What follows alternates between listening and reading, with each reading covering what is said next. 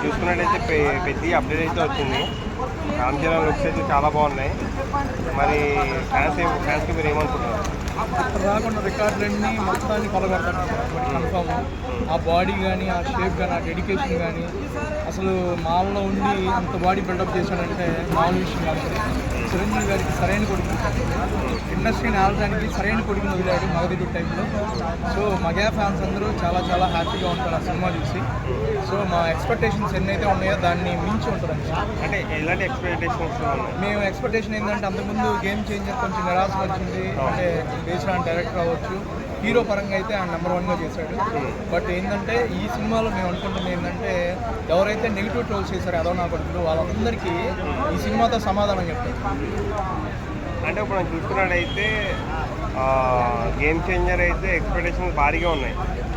దాని తర్వాత పెద్ద అయితే అంత స్థాయిలో వస్తుంది. అంటే ఏమన్నా ఈసారి కూడా ఫ్యాన్స్ ఏమన్నా నిరాశపరిచే అవకాశం ఉందా, లేదా పర్లేదు అంటారు? 100% నిరాశపరిచే ఏముండవు అన్న. ఆ బాడీ చూసావా ఎప్పుడైనా? అలాంటి బాడీ మన హీరోలు ఎవరికైనా ఉందా? ఎంత కష్టపడి ఎంత డెడికేటెడ్గా చేస్తుంటే మళ్ళీ ఏందన్నా నెగిటివ్ అంటారు. 100% మెగా ఫ్యాన్స్ అందరూ పాలు ఎగరేసుకునే రోజు పెద్ద రిలీజ్ అయ్యే రోజు కన్ఫామ్గా రాసి పెట్టారు. మనం చూసినట్టయితే ఇందులో డబుల్ రోల్ ఏమి ఉంటుందా? డబుల్ రోల్ అలా ఏమి ఉండదన్న. యాక్చువల్గా ఒక రోలే ఉంటుంది.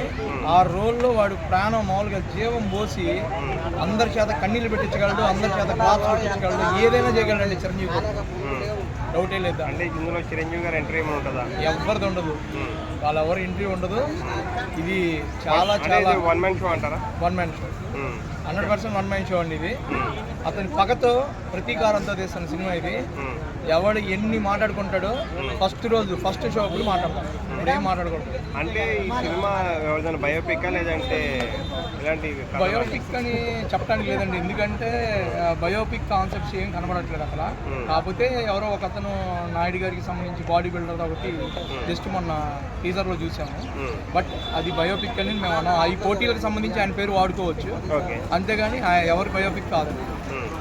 అంటే మనం చూసినట్టయితే ఇదైతే మంచి స్టోరీ అయితే అనుకోవచ్చు. అంటే క్రికెట్ ఉంది కదా ఇందులో, క్రికెట్ బ్రదర్ అంటే director based on director cricket చూపిస్తున్నాడు, అట్ ది సేమ్ టైం అన్ని గేమ్స్ చూపిస్తున్నాడు. ఏది ఫైనల్ అనేది తెలియదు, కానీ ఏది చేసినా కూడా రాసి పెట్టుకోండి నా పేరు హరి, చినిగిపోతుంది సినిమా అంతే.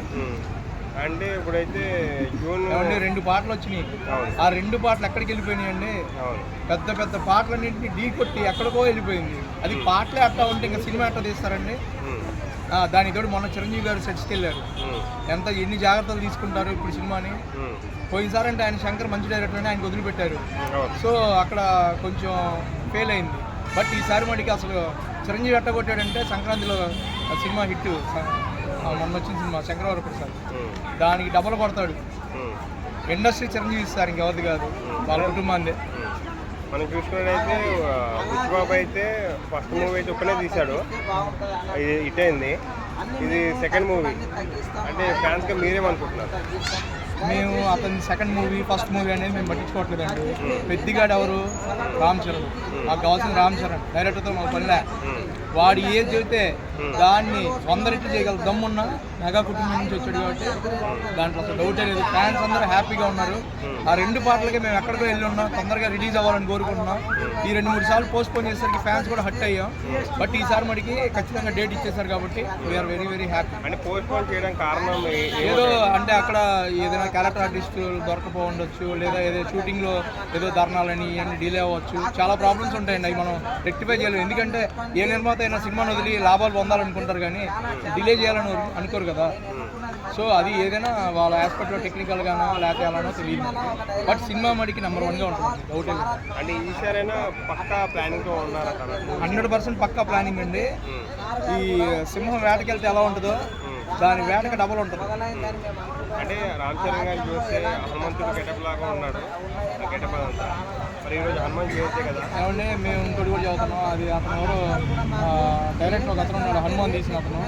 అతనికి నేను చెప్తున్నాను, ఎవరో కర్ణాటక నుంచి వాళ్ళ నుంచి వీళ్ళ నుంచి తీసుకొస్తున్నాడు. అసలు హనుమాన్ క్యారెక్టర్ రామ్ చరణ్కి ఇవ్వండి, ఇండస్ట్రీ రికార్డులన్నీ పాన్ ఇండియా రికార్డులు మొత్తం కొట్టిద్ది. ఆ ఫిజిక్ అసలు ఎవరికి దొరకదు. అసలు అద్భుతంగా బాడీ బిల్డప్ చేశాడు. అది వెజిటేరియన్ దీన్ని బిల్డప్ చేయడం అంటే మామూలు విషయం కాదు కదా. అంటే ఈ మూవీ చూసిన తర్వాత అలాంటి క్యారెక్టర్ వస్తాయనుకుంటున్నారా? సార్ ఆ చరిత్రలో నిలబడే క్యారెక్టర్లు కొన్ని ఉన్నాయి సార్. ఇప్పుడు చిరంజీవి గారు ఉంది, వాళ్ళది విజేత అనే ఒక మూవీ ఉంది. ఆ మూవీలో ఫైట్లు గీట్లు ఏమి ఉండవు, కానీ మనసులో నిలబడిపోతాడు. అట్లాగే పెద్దిగాడు కూడా అందరి మనసులో ఉంటాడు. ఈ సినిమా తర్వాత రంగస్థలం అయ్యా ప్రీవియస్ మూవీస్ అన్ని మర్చిపోతారండి. వాటన్నిటికంటే